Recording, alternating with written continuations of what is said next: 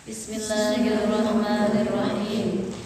Al-khudhanu kullal khudhani an tatafarruqa minasyawaghili summa la tatawajjahu ilaihi wa taqillu anka summa la taqillu ilaika wa dunyana yang atas diri adalah dari kesatuan berusaha dan itu karena semua kebutuhan telah tersedia, tetapi kamu tidak memperoleh pertolongan menghadapkan diri kepada Allah SWT.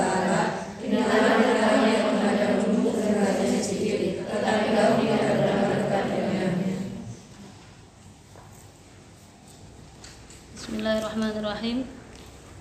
Kalau kemarin kita membahas tentang kemuliaan, ya, kemuliaan yang tingkat tiga yang diberikan Allah kepada hambanya, yaitu dijadikannya hamba itu sebagai ahli zikir, ya, dijadikannya hamba itu sebagai ahli zikir, itu adalah kemuliaan yang pertama. Berikutnya disebut-sebut di hadapan makhluknya sebagai ahli zikir. Yang tertinggi adalah disebut-sebut di sisi Allah sendiri. Allah menyebutnya di sisinya sendiri bahwa ini loh hambaku ahli zikir. Itu kemuliaan. Nah, sekarang kebalikannya. Hari ini kita akan belajar tentang apa sih yang dinamakan hina. Hina yang sesungguhnya, kehinaan yang sesungguhnya. Yakah ketika kita nggak punya uang, ketika kita nggak bisa secara akademis, itukah sebuah kehinaan? Nah, kita akan belajar di sini, ya. Apa sih kehinaan itu? Hina itu seperti apa? Orang hina. Al-khudlanu kullal khudlan, ya. Apa kehinaan yang dari segala yang hina, artinya ya wis paling nemen-nemene posisi hina itu adalah ketika antatafarrogo minasyawagil. Antatafarrogo itu adalah tidak disibukkan. Farog itu adalah waktu luang, ya. Waktu farog itu adalah waktu luang. Kalau antatafarrogo berarti ketika kamu itu nganggur. Paham ya? Ketika kamu diposisikan oleh Allah sebagai orang yang nganggur, artinya tidak terserap oleh dinamika kehidupan. Dalam kata lain, tidak manfaat ilmunya, wes. Ya. Wening ilmu, tapi gak digawe oleh masyarakat. Gak ono panggonan ngajar. Lebokno lamaran di sekolah piro ae ya gak dipanggil. Sedangkan posisi-posisi yang itu tempat ngajar di rumah pun TPQ sudah penuh. Nah, ya, majelis-majelis wis enek sing ngopeni kabeh. Nah, itu namanya kamu benar-benar tidak diberi kesempatan. Artinya antatafarrogo, ketika kamu benar-benar nganggur, ya, biasanya nganggur. Minasyawagili, dari segala kesibukan. Ya gak ngajar, ya gak dodolan, yoga amal soleh apapun lah, ya gak dijak rapat, ya gak dijak musyawarah, mbak toko lah. Pokoknya intinya antatafarruqa minasyawagil, tidak ada kesibukan apapun. Tsumma la tatawajjahu ilaihi, pas nganggur kemudian kamu tidak menghadapkan dirimu kepadanya, pada Gusti Allah. Ya. Wis nganggur ketekur ambek Gusti Allah diparingi waktu luang, tapi tidak digunakan untuk menghadapkan diri kepadanya. Yo gak wiritan, yo gak deres, yo gak sinau, yo wis gak dikanggokno, wis gak ngajar sore, ya wis gak ngajar TPQ, gak ngaji dhewe bisa. Iki jenenge ya wis diparingi waktu luang ambek Gusti Allah dan tidak menghadapkan diri kepada Gusti Allah. Ini jenenge wong sing hina. Hina di atas hina. Hina dari segala hina. Wa taqillu, dan sedikitnya awaiquka, apa? Sedikitnya rintangan, nggak pati enek hambatan gitu loh. Sakjane yo enek duit begitu loh ya. Yo ngono digawe mikir iku yo iso. Hah? Tidak ada kendala sebenarnya untuk dia kemudian ngaji atau terus atau belajar, sebenarnya tidak ada kendala. Sedikit itu kendalanya. Tsumma tarhalu ilaihi, ya, kemudian tidak segera berangkat kepadanya Gusti Allah. Nah, ini ada dua berarti ya, ada dua kondisi di mana manusia itu disebut sebagai orang yang hina, ya, orang yang hina. Yang pertama adalah ketika dia dalam kondisi luang, lapang, tapi dia tidak merepotkan dirinya dengan sesuatu yang bermanfaat. Artinya dalam hal ini tidak segera zikir kepada Allah dengan segala aktivitas yang manfaati. Yang kedua adalah ketika tidak begitu ada rintangan, tapi tidak segera dijadikan potensi yang ada dalam dirinya, kelapangan yang ada dalam dirinya, baik itu kelapangan fikir maupun kelapangan finansial, ya, maupun kelapangan kesempatan. Sebenarnya ada kesempatan bagi dia, tapi dia tidak segera untuk memasukinya gitu. Langsung engko ae seisin aku. Engko ae wis engko.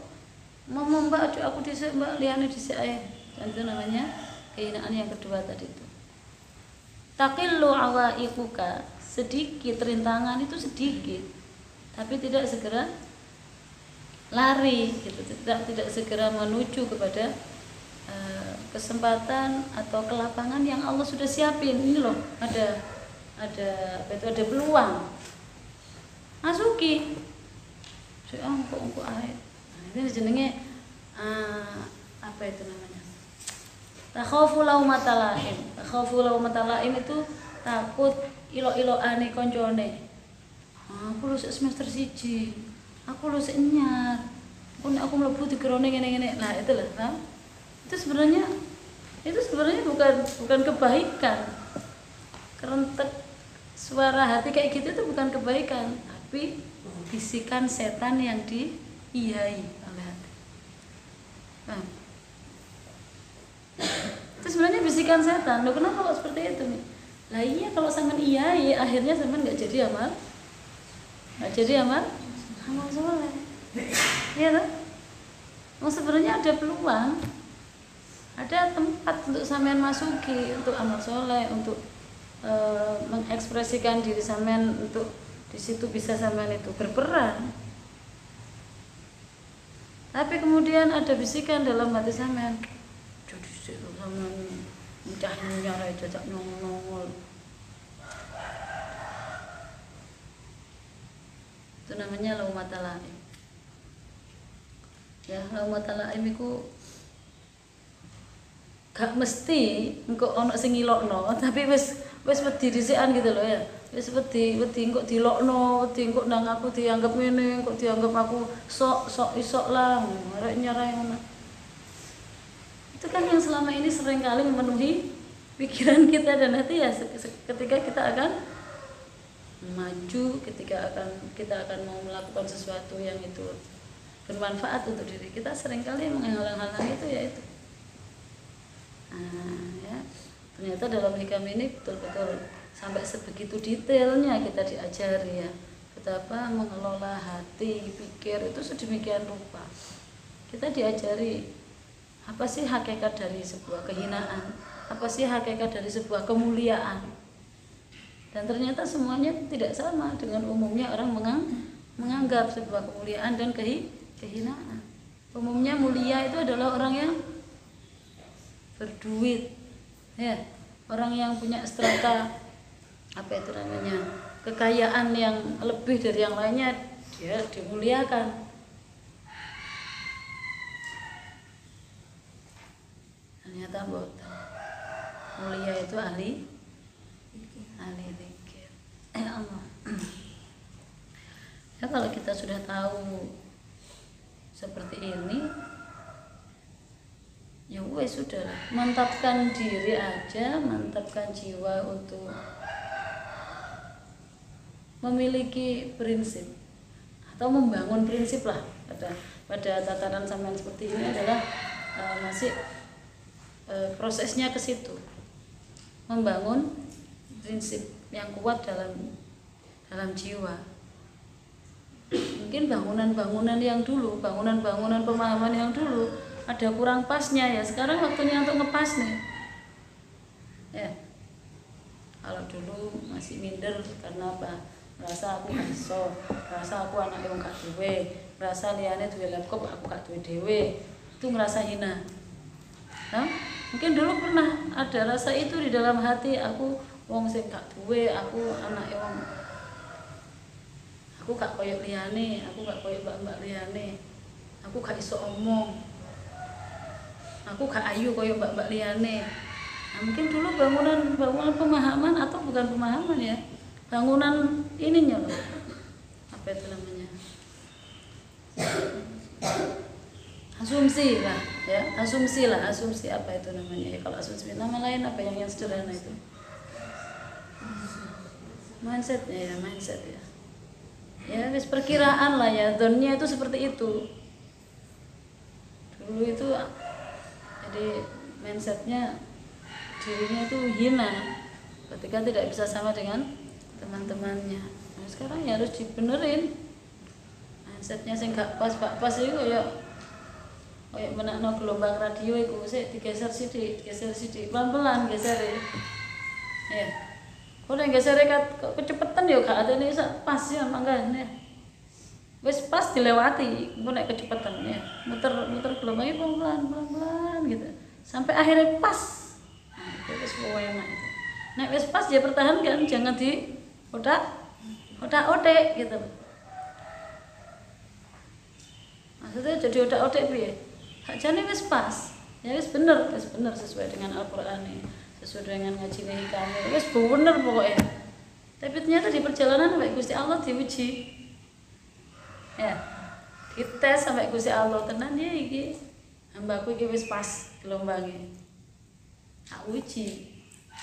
Nah, hanya Allah itu dalam Al-Quran itu kayak gitu tuh Mbak. Ya, am hasibatum an tadkhulul jannata wa lamma ya'tikum mathalul ladzina khalaw min qablikum massathumul ba'sa wad-dharra ya wazulzil wa apa itu lanjutannya. Jadi, apakah kamu akan merasa bahwa kamu itu sudah layak jadi penghuni surga? Apakah kamu itu sudah merasa bahwa kamu itu sudah akan masuk surga dengan apa yang sudah zaman amalkan? Begitu saja kata Allah ya. Sedangkan belum datang kepadamu ujian demi ujian yang diberikan oleh Allah. Ngono lho. Haisa udah Pak. Biasa dia wis usaha ngepas nih gelombang tadi itu ya, yang tadinya keliru kabeh ya, mindset kita masih salah semua. Ternyata terus kita dikasih Allah ilmu ngaji, terus dapat ilmunya kita benerin sedikit-sedikit. Ketika sudah pas, kemudian kita akan pas terus di sini. Nggak akan seperti itu. Allah nggak akan membiarkan begitu. Pasti akan diuji sampai sebarang kali. Dan Allah itu loh Maha tahu hal-hal yang menjadi kelemahan kita itu di mana gitu. Nah, Allah kadang-kadang hebatnya Allah itu di situ, Pak. Nek nguji awake dhewe itu per person gini berbeda-beda sesuai dengan bentuk kelemahan kita gitu. Hebat tuh. Artinya seandainya gampangan nih, aku nggak ngerti ya kelemahannya sama aku nggak ngerti. Kelemahan saya aja dah. Ketika saya dulu diuji di lokno masyarakat. Di apa itu namanya, dikendoni oleh masyarakat, apa dinyek di alah bani swing ngimpi. Itu sakal ujian bagi saya, ujian yang berat. Tapi ternyata dengan mudah saya lewati. Oke, kata Allah lulus gitu ya. Oke, saya lewati nggak lama. Dilokno neh, diancam masyarakat sing ngene. wis kadung oleh ilmu yang pertama kan, dapat di ujian pertama, akhirnya ketika terus ujian itu datang pada saya sudah biasa, sudah terlewatkan begitu saja, lulus terus begitu. Allah tahu ujian berikutnya, bukan berarti enggak itu terus ada soal lagi begitu loh, bukan. Allah itu hebatnya gitu loh, saya itu sampai ngangen Gusti Allah itu hebat. Kalau ngasih ujian tuh dia tahu banget apa yang menjadi kelemahan kita di mana. Akhirnya apa ujiannya? Di dalam internal keluarga ya. Kalau sudah orang lain sudah wis katene sok goyah, enggak atene kalah dengan ejekan orang lain itu sudah selesai, sudah lewat itu. Akhirnya Mbak Gusti Allah diuji ya Mbak jeruan ya pokoknya domestik ya, wilayah domestik keluarga diuji ya Mbak orang terdekat. Beja. Zaman biyen kan ketika diserang oleh luar kan teman kuat karena di dalam sama ada teman. Beja seandainya temanmu di dalam ini yang justru menjadi ujianmu. Diuji teman waktu itu. Ternyata ini enggak gampang. Ya. Lebih gampang menghalau ujian dari luar daripada menghalau ujian dari dalam sendiri. Masih orang lain diuji suami misalnya. Itu mari karena sudah berkali-kali diremedi sampai Allah ya, akhirnya masuk tapi gak lulus gitu kan ya. Wes alhamdulillah lulus lah gitu. Sampai Allah. Oh sudah. Oke, ujian selanjutnya. Nah, ngono. Ujian selanjutnya. Wah. Jangan aneh ya Allah. Oke, aneh. Orang tua yang tadinya enggak ada masalah, wis pokoknya terus diuji sampai Gusti Allah. Hubungan dengan orang tuanya ada ujian. Wah. Lembong meneh. Nah, gitu lah ya. Semua tua tidak karu-karuan. Oh paham ujiannya di sini soalnya gini, oke jawabannya gini, akhirnya lulus. Nah, ya lulus. Harus paham gitu loh, harus paham kalau kita itu akan terus diuji. Antara anak yang tahu bahwa besok ada PH, ada penilaian harian, dengan yang tidak tahu bahwa besok ada PH, kira-kira nanti hasil ujiannya bagusan gimana? Yang tahu ya. Coba sama jadi guru. Kapengen KIPH gak usah ngomong-ngomong. Kejar kira-kira. Besok aman masuk kelas. Oke anak, tutup semua buku, kita akan ujian hari ini. Bagaimana responnya? Sama dikitukan dosenmu piye terusan. Kita ujian hari ini, gimana? Senyummu itu apa artinya? Iya kan? Enggak banget gitu ya, maksudnya enggak enak banget, enggak sanggup dan pasti akan ya kemungkinan besar nilainya anjlok, nilainya tidak baik. Dan dalam kehidupan ini ya, dalam kehidupan kurikulum Gusti Allah itu, Gusti Allah enggak atene gitu loh, ngasih tahu dulu. Halo, besok aman ujian di sini loh ya. Ada itu.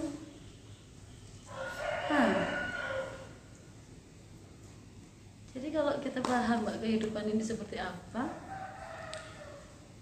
semestinya kita harus lebih siap dalam menghadapi ujian daripada kita siap untuk senang. Ya. Udah melok lomba itu, udah lomba itu umumnya kan siap menang, makanya kayak orang kecewa.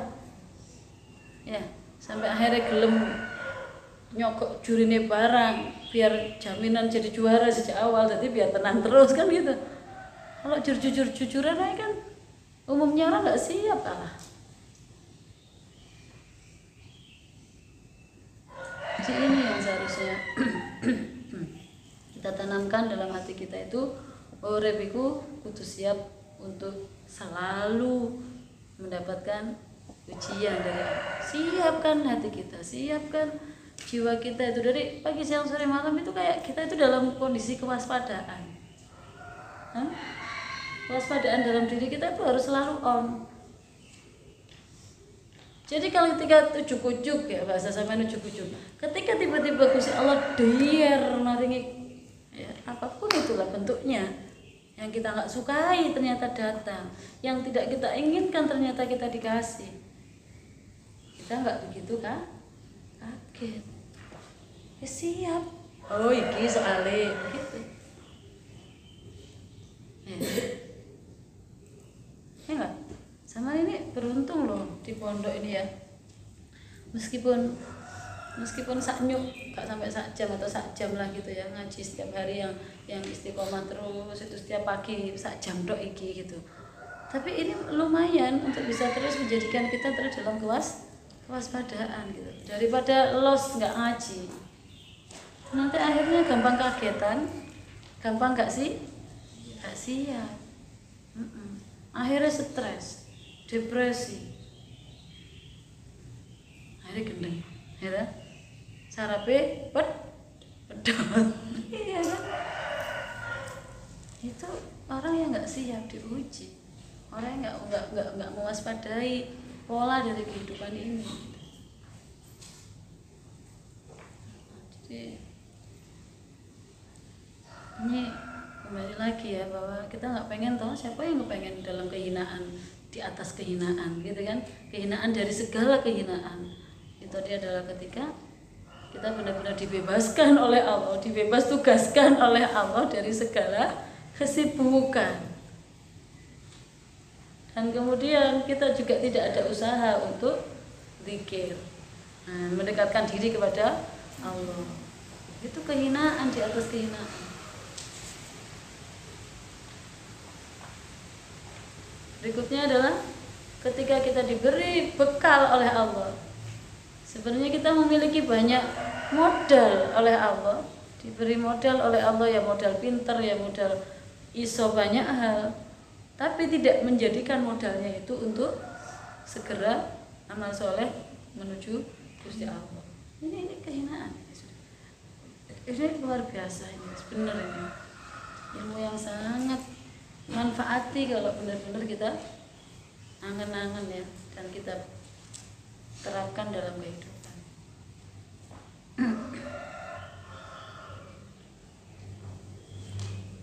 Kenapa begitu? Karena saya tahu ya, ada banyak sekali manusia yang diberi Allah potensi. Sebenarnya dalam tanda kutip ya, garis bawahi bisa disore. Sebenarnya oleh Allah sudah diberi potensi dia. Tapi senjatanya setan itu lho gak kurang-kurang nek BCI ya. Untuk menutupi potensi itu biar tidak jadikan amal soleh. Apa? Yaitu perasaan dalam dirinya nek aku iku lho iso apa sih? Aku lho gak iso apa-apa. Amin. Banyak orang yang kayak gini nih, yang saya sebutkan kayak gini banyak sekali. Nggak berkerugian ya, kerugian yang sesungguhnya. Sampean ndang budal lo ngajar, ndang budal lo amal soleh. Apa sih yang saya punya ini nih? Saya nggak bisa apa-apa. Apa yang paling pas untuk disarankan kepada orang yang seperti itu? Apa? Ketika sama punya teman kayak gitu, ketika sama punya kolega atau siapapun lah kerabat sama punya kayak gitu, apa saran yang harus sama yang paling pas untuk sama sampaikan? Apa? Coba. Pernah sama menghadapi orang seperti itu? Kalau piyambak mi, oh iya benar, iya dah. Nah kadang-kadang ya, yang paling pas lah untuk disampaikan pada orang yang seperti itu adalah bertaubatlah.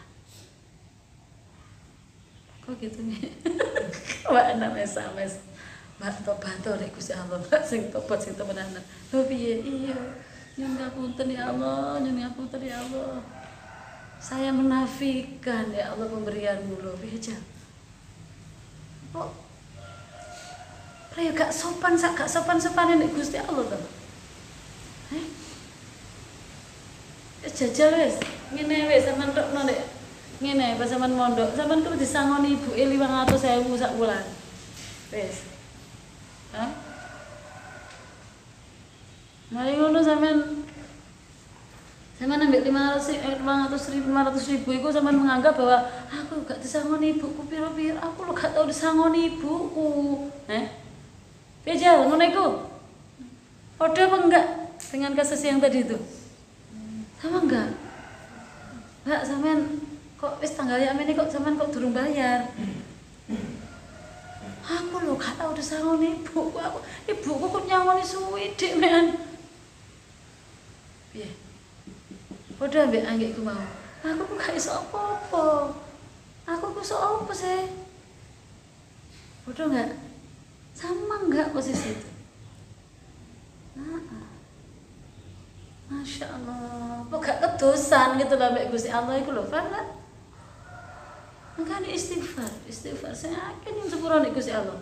Kalau masih ada sering kayak gitu tuh, sebenarnya ada potensi, ada peluang untuk sama masuki untuk amal soleh di situ.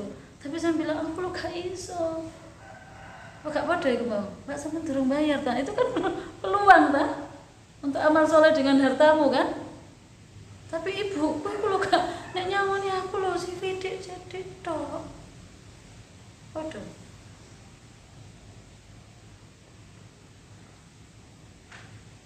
Tapi ini kan nggak biasa kan kita punya pikiran seperti itu gitu. Ya. Kayak ketika kita ngomong kita lo nggak bisa apa-apa, itu kan kayak wong tawadhu ya, kayak wong api ngono kan, mempersilahkan yang lain, kayak api karena itu pekerjaannya setan gitu loh, wes itu keahliannya setan untuk mengesankan sesuatu yang tidak baik menjadi seolah-olah itu baik. Nah, betul gimana? Begitu. Jadi ayo kita biasakan. Ketika kita berpikir, ketika kita merenung, itu renungan yang hakiki ya, yang hakikat menggui Gusti Allah gitu. Bukan menggui umume wong terus menggui kok aku diarani sombong, kok diarani. Itu bisikan setan, Mbak. Ya kan? Oke? Ya kayak gitu tuh.